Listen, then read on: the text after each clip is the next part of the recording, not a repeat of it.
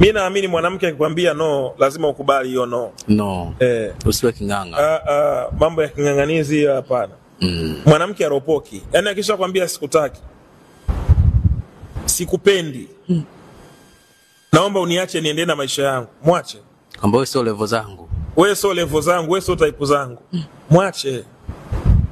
Yaani mwache tu. Una kitu cha kumwambia kipya, sio kiuno, sio chochote kile.